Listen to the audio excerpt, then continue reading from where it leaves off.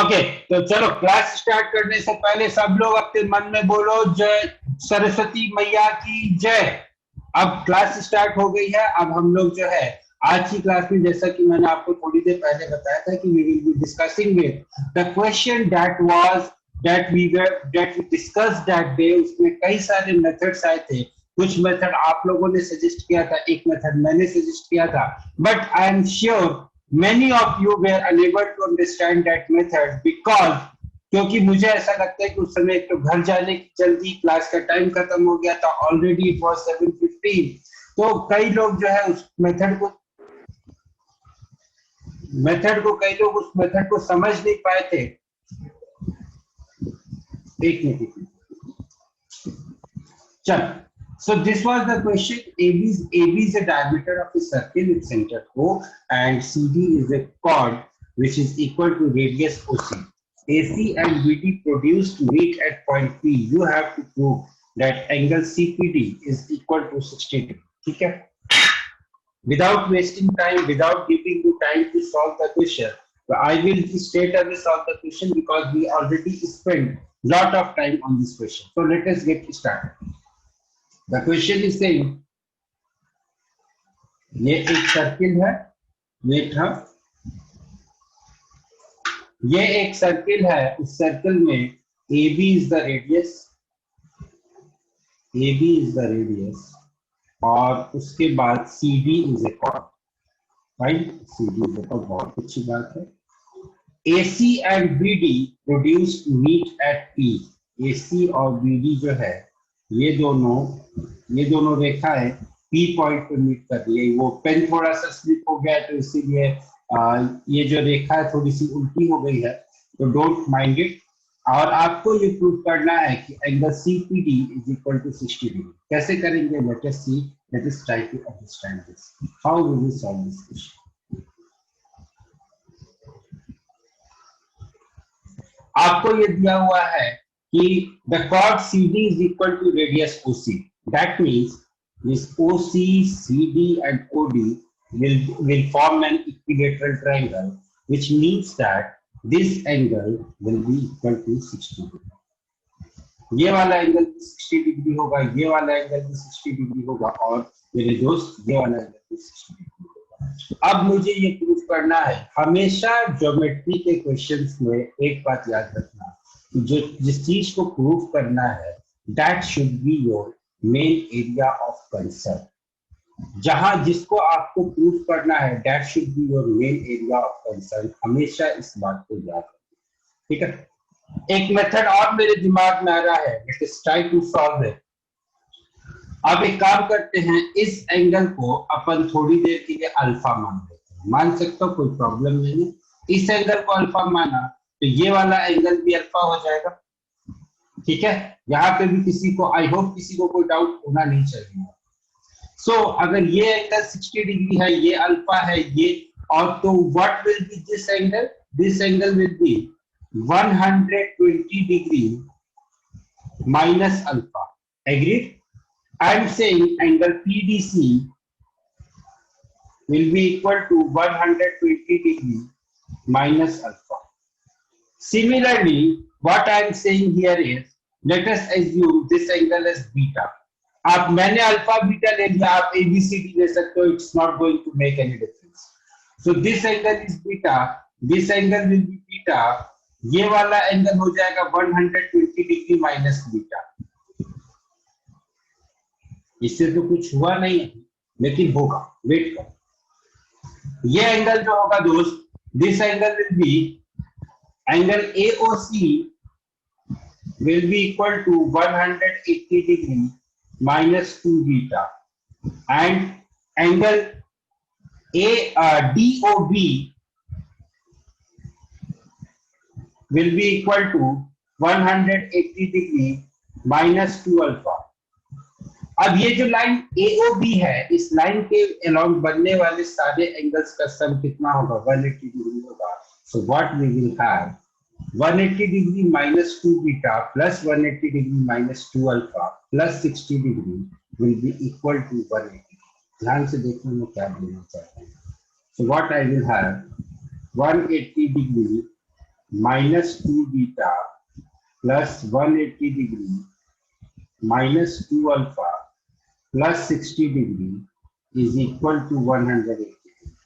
So what I will have now, 240 degree will be equal to 2 times of alpha plus beta. कैसे आया sir? मैंने direct लिख दिया, एक तो 180 डिग्री से 180 डिग्री कैंसिल हो जाएगा, so here it will be 180 degree plus 60 degree will be 240 degree, and this will ये माइनस साइन ब्रैकेट के इक्वालिटी के जब दूसरी तरफ जाएगा तो पॉजिटिव बन जाएगा, ये माइनस वाला साइन इक्वालिटी के दूसरी तरफ जाएगा तो पॉजिटिव बन जाएगा, तो 240 degree will be equal to 2 times of alpha plus beta. So my dear friend, alpha plus beta will be equal to 120 degree.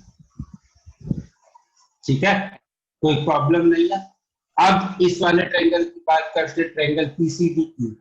Angle P plus 120 degree minus beta plus 120 degree minus alpha is equal to 180 degree. So from here I can say angle P plus 240 degree minus alpha plus beta will be equal to 180 degree. So alpha plus beta की value जो 120 आई थी वो यहाँ put कर दो, तो angle P plus 120 degree will be equal to 180 degree. So angle P will be equal to 60. Angle sir आपने ये PCB दिया, उसकी जगह ट्रायंगल APB ले सकते थे, उसमें डायरेक्ट हो जाता 120 डिग्री पर। ले सकते एकदम ले सकते। This was the method I told during the last time in the last moments of the last class, but I was not able to prove AB is parallel to CD. If that was the case, then it was the first step you did was not required. या तो लेकिन but अब AB equal to CD हम नहीं prove कर पा रहे ना यहाँ पे। The problem is they are still not able to prove that this angle is 60 degree. हम अभी भी इस एंगल को 60 डिग्री नहीं प्रूव कर पा रहे। वो अगर हम प्रूव कर देते तो हमारी कहानी खत्म हो जाती। बट हाँ, that is also actually I got this idea from your method only कि आपने जब बोला था कि किसी ने शायद बोला था, yesterday only I was listening to the recording, somebody said that कि सर ये वाला एंगल ये एंगल इस एंगल के इक्वल होगा, but again somebody said that नहीं ये इसके इक्वल नहीं हो सकता. So it is this method is has its basis from there. तो बेटा the idea here is what I want to tell you, what I want to explain you. अभी मैं आप लोगों के क्लास के लिए जब मैं नोट्स बना रहा था, I was just flipping the pages of the book. मुझे ये मिला, इस क्वेश्चन का मैंने सॉल्यूशन देखा, और इस क्वेश्चन का जब मैंने सॉल्यूशन देखा, they have done some construction and everything, but we have not done any construction, we have just used the basics. हमारा मेथड गलत नहीं है, उनका मेथड सही होगा बट हमारा मेथड भी गलत नहीं है. That is why I say learn to think unconventional. जरूरी नहीं है कि सर्किल का क्वेश्चन है तो सर्किल के थ्योरम याद होंगे तभी करो. हाँ, थ्योरम याद होंगे तो जल्दी कर लो, थ्योरम नहीं याद होंगे तो भी सॉल्व करो. लेकिन यस, थ्योरम तो याद नहीं करने चाहिए, थ्योरम कौन याद करेगा. अब आप ट्रायंगल एंगल सम प्रॉपर्टी को अगर यूज नहीं करोगे तो क्वेश्चन कभी नहीं सॉल्व नहीं होगा, देखते रह जाओगे. बट कुछ चीजें तो बेसिक होती है. चलो, moving to the next question. This is the question. Two concentric circles with center O have A, B, C and D as the point of intersection with the line as shown in the figure. If AD is equal to 12, DC is equal to 8, find the length of AB, CD, AC and BD. Let me see where the figure is. Okay, there is no figure. Okay, just leave this question. There is some problem. AB and CD are the point of intersection with the line. Just give me 2 seconds. I will just get the figure. Yeah, I've seen the answer. So I will just solve the question. There are two concentric circles with center O, A, B, C, D, and they have the point of intersection as A, B, C, D, as shown in the figure. Okay, if AD is equal to 12, BC is equal to 8, then AB, CD, AC और BD की length कितना? अब देखो भाई, AD is equal to 12. This distance AD is given to me as 12. Okay, sir. Further, this distance BC is given to me as 8. So I know that this distance BM will be equal to 4. जो दूरी BM है, it will be equal to 4. और मेरे पास इस circle का radius मिल गया, ठीक है? ये जो दूरी BM है, that is equal to as 4. So AB will be equal to, or AM, I know that AM will be equal to 12 divided by 2, which is equal to 6. क्यों सर, क्यों AM 12 divided by 2 हो गया? क्योंकि बेटा हमने एक बात पढ़ी थी कि सेंटर से अगर मैं किसी कॉर्ड पे परपेंडिकुलर ड्रॉप करता हूँ, that chord will divide the perpendicular will divide the circle chord into two equal parts. तो बड़े वाले सर्किल की अगर मैं बात करूं तो AD is the chord and OM is the perpendicular drop from the chord. So AM will be equal to MD will be equal to 6. ठीक है, पहली चीज। दूसरी चीज ये कि BM is already equal to 4, AM is equal to 6, BM is equal to 4, which is also equal to C. Now I have to calculate the length of AB. So Sir, 4 the length, हाँ 4 लिखा है. So the length of AB will be equal to 6 minus 4, which is equal to 2. Similarly, the length of CD will also be equal to 6 minus 4, which is equal to 2. The length of AC will be equal to 2 plus 4, which is equal to 6. कुछ उल्टा कर दिया क्या? हाँ नहीं, ठीक, 2 plus 4 which is equal to 6. 2 plus 4 कैसे आया सर? ये आया AB plus BC से. And similarly, the length of BD will also be equal to 2 plus 4, which is equal to 6. Sir, AC will be 10. BC is AC is 10. एक minute, कुछ गड़बड़ किया क्या? ओके ओके ओके, ठीक है ठीक है। BC is equal to 10 एक मिनट जाओ, समझ गया मैं, समझ गया। So AC will also be equal to 2 plus 8, which is equal to 10, and BC will be this BD will also be equal to 2 plus 8, which is equal to 10. ठीक है, समझ में आ गया? आगे कि नहीं आया? हाँ या ना? यस सर आ गया Yes, sir. ठीक ठीक ठीक, Yes, sir. ठीक, ओके। एक क्वेश्चन है, शायद ऐसा एक क्वेश्चन आपके किसी फ्रेंड ने भी पूछा था मेरे सभी को एक दो दिन पहले।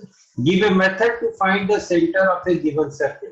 अगर किसी सर्किल का सेंटर है, सर वो ये नहीं था सर, उसमें ऐसा था कि given an arc of a circle, so how to complete the circles.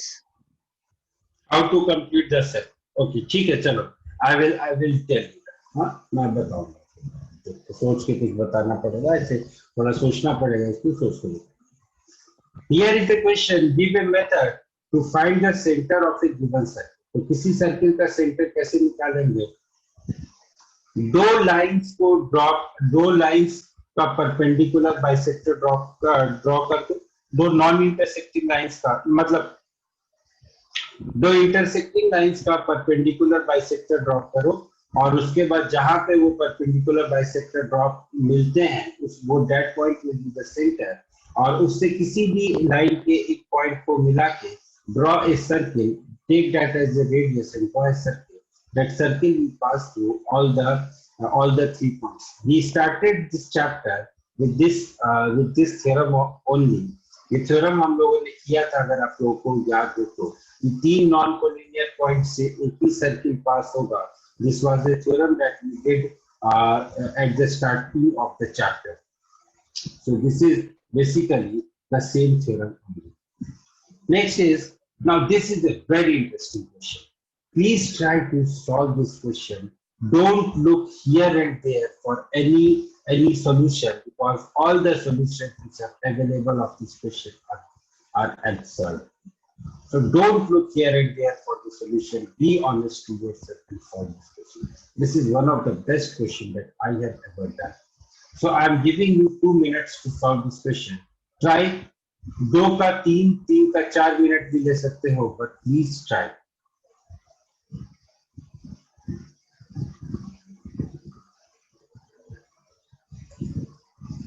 The question is 3 girls, Ishita, Isha, and Nisha. They are complicated names. By I will represent this as. We will represent this as A.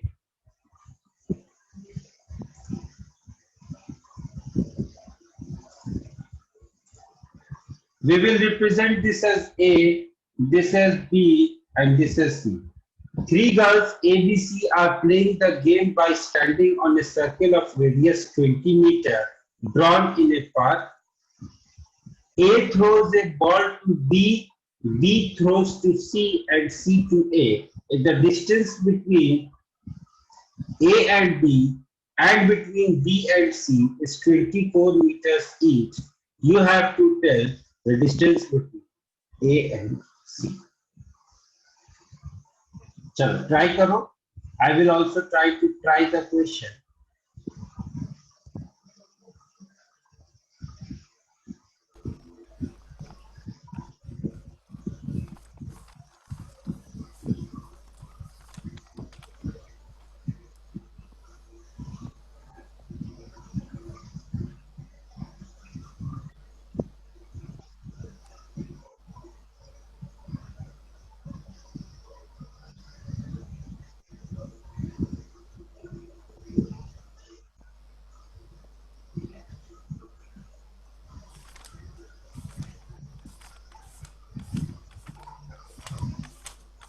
कौन pages पलट रहा है भाई? ये question book में नहीं दिया हुआ है. So please don't turn the pages of your book. You won't find this question in the book. Very good, sir. Now, if you are agreeing with this point, then I can make this question a matter of just few minutes for you. तो सबसे पहले आप ये मान के चलो कि this OD is perpendicular to AC और this OB is perpendicular to AC. ठीक है? OB is perpendicular to AC. अगर मैं OD की लेंथ को suppose I am assuming it to be X, so the length of BD will be equal to 20 minus 6. ठीक है? यहां तक किसी को कोई डाउट नहीं होना चाहिए. अब मैं लिखने जा रहा हूं area of quadrilateral AOCB. Area of quadrilateral AOCB. Now this quadrilateral का area will be equal to area of triangle AOC plus area of triangle ABC. भाई किसी भी जनरल क्वाड्रिलेटरल का एरिया हम ऐसे ही निकालते हैं. जनरल पॉलीगन का एरिया हम इसी तरीके से निकालते हैं, उस पॉलीगन को कई सारे ट्रायंगल्स में ब्रेक करके. तो अब now area of triangle AOC will be equal to half multiplied by x multiplied by AC. घबराने की जरूरत नहीं है, कई सारे वेरिएबल्स हैं, कई सारी चीजें हैं, कुछ घबराने की जरूरत नहीं, सारी चीजें कैंसिल हो जाएगी. Area of triangle ABC will be equal to half multiplied by 20 minus x multiplied by AC.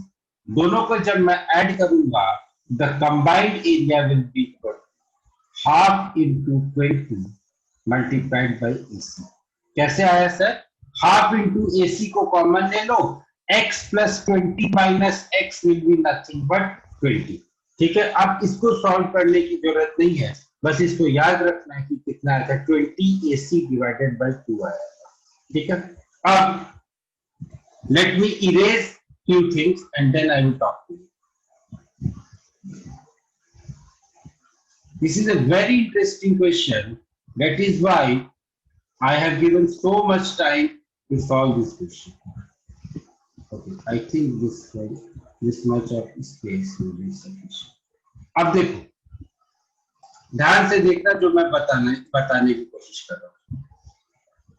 मैंने क्या किया, मैंने O पॉइंट से AB पे एक परपेंडिकुलर ड्रॉप किया, लेट अस से इट एज E। ठीक है, मैंने O पॉइंट से AB पे एक परपेंडिकुलर ड्रॉप किया, उसको मैंने बोल दिया OE। तो length of OE will be equal to square root of 20 square minus 12 square, which is equal to 256, or OE will be equal to 16. OE will be equal to 16. So area of triangle AOB, area of triangle AOB will be equal to half into 16 into 24. Half into 16 into 24, and area of triangle BOC will also be equal to area of triangle BOC will also be equal to half into 16 into 24. दोनों को add कर दो, AOB का area plus BOC का area is nothing but area of quadrilateral AOCB.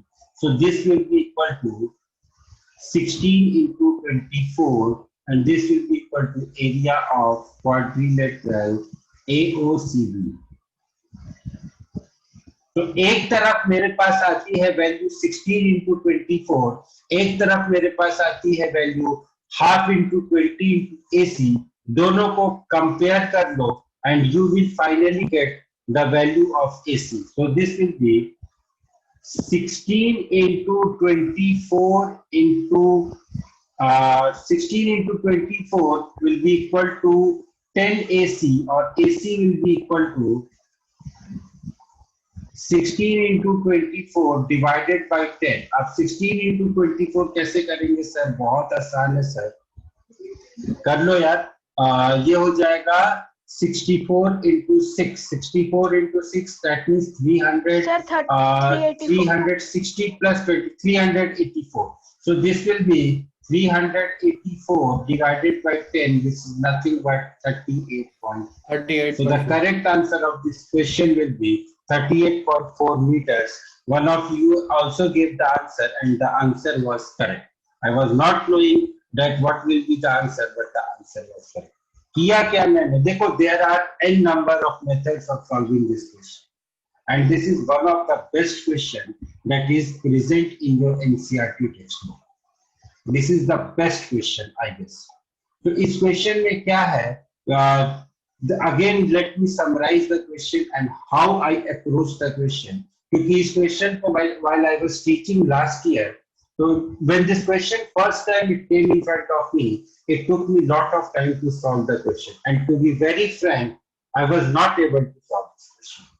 I asked my friends, but I could not get a proper reply. Then I took the Sahara of modern God, that is Google, and then I Googled this question. I saw n number of methods.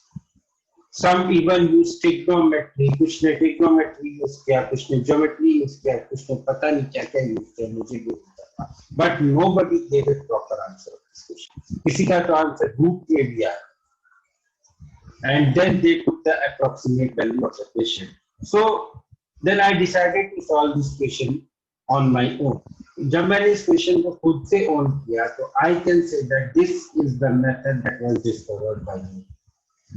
क्या किया मैंने? फिर से इस question को समझने की कोशिश करते हैं. Let's try to understand this question once more. You can have a better method. I am not saying that my method is the best.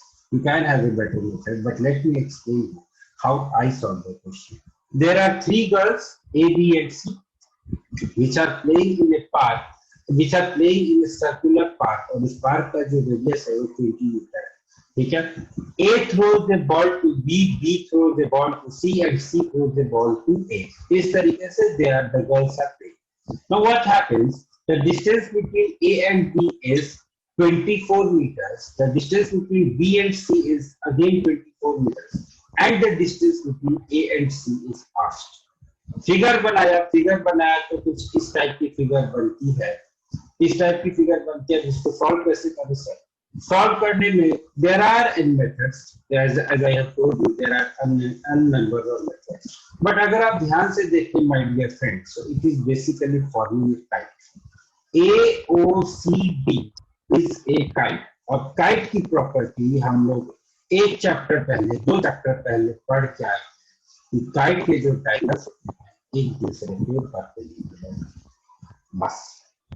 With this property, I have solved question with ease.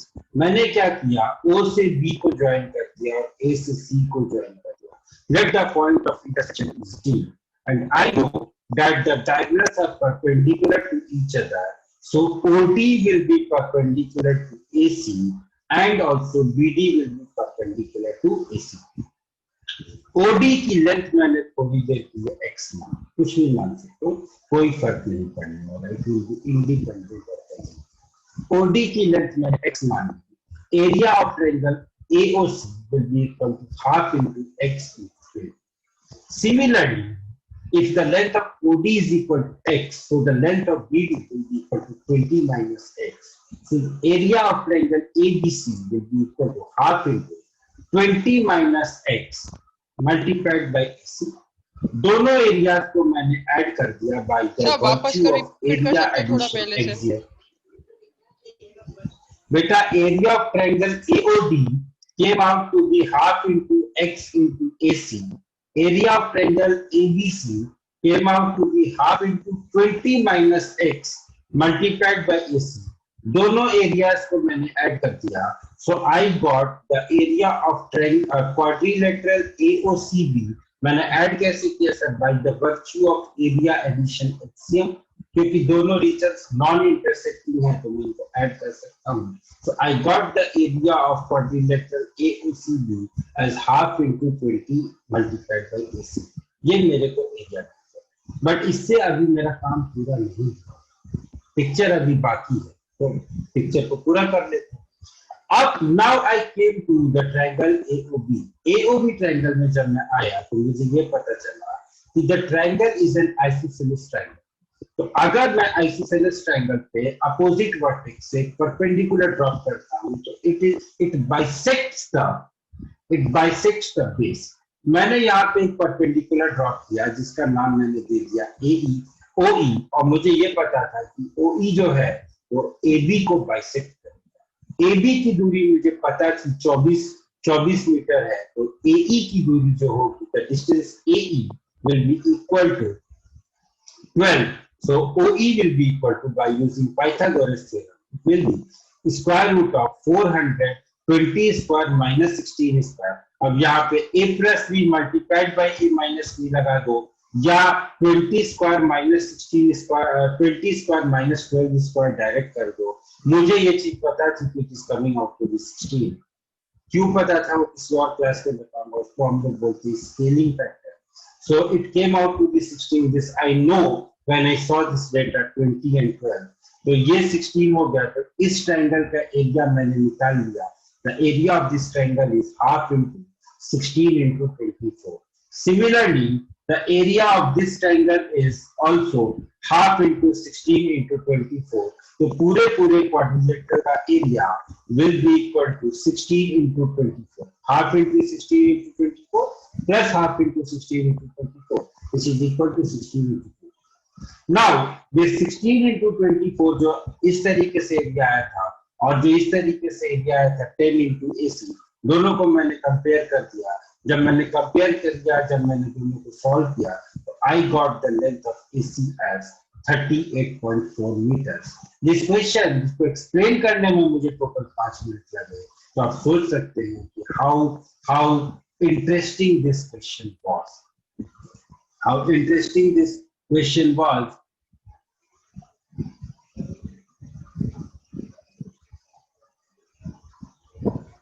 हाँ, you can do any OD को x suppose करके AD का measure निकालें. OD को x suppose करके AD का, तो वो ज्यादा लंबा नहीं हो जाएगा, तो वो आपके x के टर्म्स में नहीं आएगा. Then what you will. The question is saying, एक बहुत ही कॉम्प्लिकेटेड सी फिगर दी हुई है और उसके बाद मेरे को कुछ एंगल्स निकालना है. पहले हमें जो पता है हम उन चीजों को यूटिलाइज करेंगे. उसके बाद जो पूछा है उसे कैलकुलेट कर लेंगे, देखते क्या क्या कर सकते हैं। भाई ये एंगल 90 डिग्री है तो ये वाला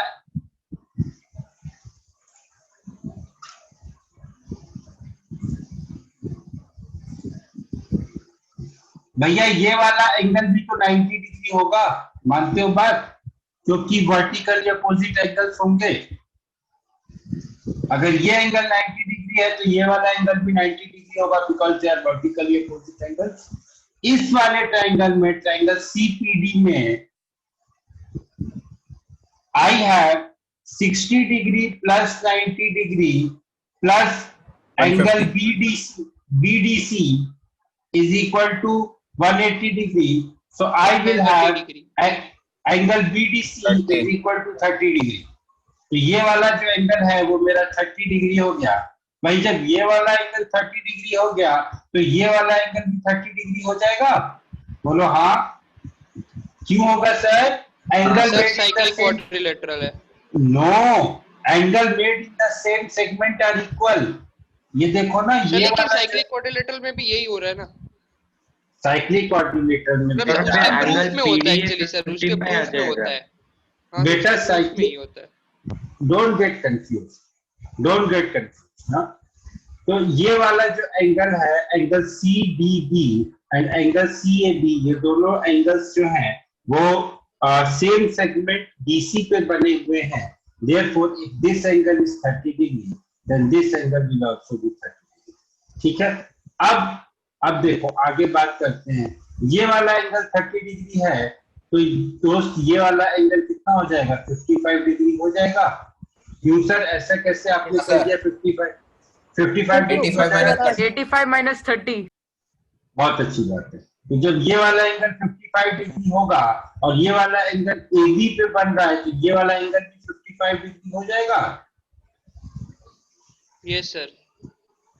अब मुझे नहीं पता मुझे कौन सा एंगल निकालना, मैं तो बस चुपचाप निकालते जा रहा। अब देखो, angle DAC plus angle CAB, angle DAC plus angle CAB plus इन दोनों एंगल्स का सम कितना हुआ? 60 डिग्री प्लस 55 डिग्री का जो सम हुआ 115 degree is equal to 180 degree. ठीक है? और एंगल CAB मुझे पता है कि 30 डिग्री है, तो एंगल DAC कितना हो जाएगा? Angle DAC will be equal to 180 degree minus 115 degree minus 30 degree, which is nothing but 40 or 45 degree, 140, 35 या 45? 35 होगा। I'm sorry, 35 होगा। I'm sorry. So this will be equal to 35 degree. तो ले दे के हमने सारे एंगल्स निकाल दिए। अब जो जो आपको चाहिए वो लिख लो। कौन सा एंगल चाहिए देख लो भाई। ABD चाहिए। ABD कौन सा एंगल है? अच्छा, ये वाला एंगल बच जाएगा। तो ठीक है ना, ये 55 है, ये 65 है, 60 हो जाएगा सर। 60 डिग्री। लो, एंगल ABD मिल गया जो कि 60 डिग्री है। वैसे नहीं निकाल सकते थे तो ऐसे निकाल सकते थे। एंगल ABD जो है वो AD सेगमेंट के ऊपर बना हुआ है। एंगल ACD जो है ये भी AD सेगमेंट के ऊपर बना हुआ है। तो ये एंगल 60 डिग्री है, तो ये वाला एंगल 60 डिग्री होगा, तो ये वाला एंगल हो गया 60 degree. Angle CDP, angle CDP कौन सा है सर? CDP ये वाला एंगल, ये हमने कैलकुलेट कर ही दिया कि एंगल कितना है? 30 डिग्री। CDP was 30 डिग्री, तो ये हमको 30 डिग्री मिल ही गया। Basically we have calculated all the angles. Angle PDA मुझे मिल गया जिस is equal to 55 degree. Angle CAB ये भी मेरे को मिल गया जिस इज इक्वल टू 55 डिग्री है, 30 डिग्री। CAB तो 30 डिग्री है ना बेटा? हाँ sir, CAB 30 degree. So basically CAB 30 degree and CBD ये वाला एंगल रह जाता है। ये वाला एंगल कितना होगा? ये वाला एंगल हो जाएगा 35 degree. 35 sir. So basically we have calculated all the angles and all the angles that were asked we have just calculated them. So this was how this question is to be done. याद रखना बेटा हमेशा एक बात को, ये जो chapter है, इस चैप्टर में बहुत सारे फॉर्मूले हैं.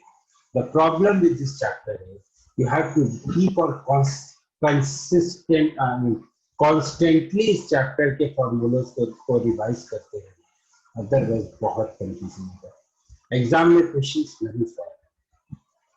So please keep on revising the questions or the formulas of this chapter. So let us move to the next question. This question I am giving to you guys is a good one. If the non-parallel sides of a trapezium are equal, then you have to prove that the trapezium is a cyclic coordinate. Cyclic मतलब cyclic group करने का जो मैंने आपको बताया था, सिर्फ एक और एक ही फंडा होता है, and the funda is opposite angles का sum should be equal to 180 degree. किसी तरीके से अपोजिट एंगल्स के सम को इक्वल टू 180 डिग्री कर दो, तो you will be able to prove that the coordinate that the trapezium is cyclic. The thing that you have is the advantage that you have is आपको ये दिया हुआ है, this lead AD is equal to this. Hint यहाँ पे ये है कि आप एक लाइन ड्रॉ करो DE such that DE is parallel to AD. Solve कीजिए, you will definitely you will get the you will be able to solve the question. Solve करो मजा है. I have just left this question from you. एक बार try करना, नहीं solve होता है पूछना. But this is a very good question. मुझे याद है जब हम लोग ट्रेनिंग में थे तो हम लोग का जब डेमो होता था तब ये क्वेश्चन हम लोगों से पूछा गया. The next question is prove that a cyclic parallelogram is a rectangle. फटाफट 2 मिनट का टाइम ट्राई करो, नहीं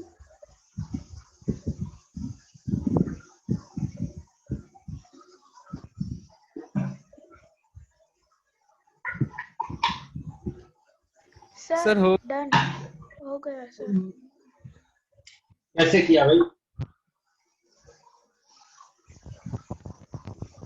Sir, opposite sides of a parallelogram are equal, and and as it is a cyclic sir parallel. Opposite angle equal हो गए और ये cyclic है तो और सर ऑपोजिट एंगल्स 180 भी हो गए, तो x + x 180 है. Very good, very good, very good, very good, very good.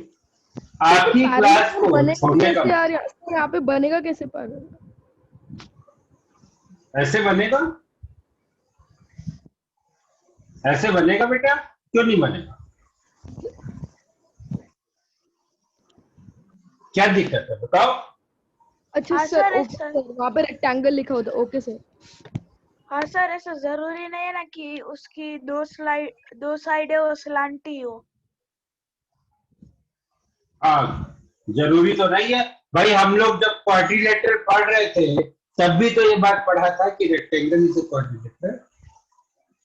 पढ़ा था कि नहीं पढ़ा था? अब देखो भैया, पैरेललोग्राम के अपोजिट एंगल्स इक्वल होते हैं, तो angle A will be equal to angle C, और since it is cyclic, therefore angle A plus angle C will also be equal to 180 degree.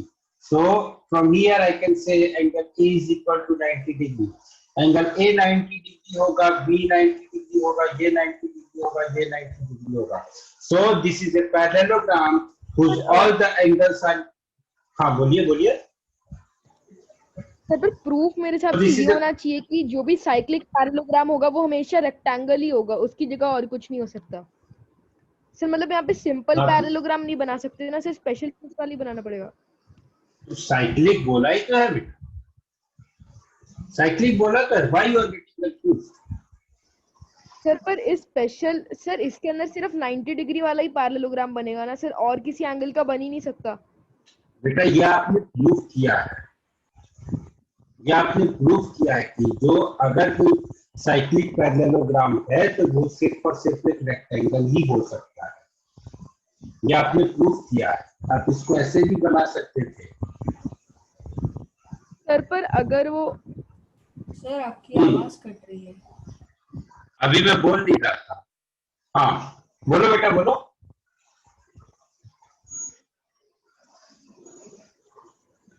Sir पर इसके अंदर एक साइड टच नहीं हो पाएगी ना सर, जो आपने फिगर बनाया उसके अंदर. इसके अंदर एक साइड टच नहीं होगी, तो that is why this is. अगर कोई पैरेललोग्राम है जो कि साइक्लिक है, that means it will B a rectangle. But ये चीज आप देख के नहीं बोल सकते. आप एक साइड को टच नहीं करवा पा रहे हो, मैं नहीं करवा पा रहा हूँ, लेकिन इसका मतलब ये नहीं है कि हम टच नहीं करवा पा रहे इसलिए ये एक रेक्टेंगल हो जाएगा। आपको ये बात प्रूफ करनी।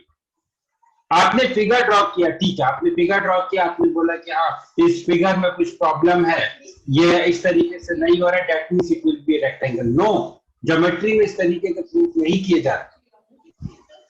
Geometry is just like Indian judicial system. आपको हर चीज का प्रूफ देना पड़ेगा। मेरा नाम अनिमेश है, मुझे इस बात का भी प्रूफ देना पड़ेगा।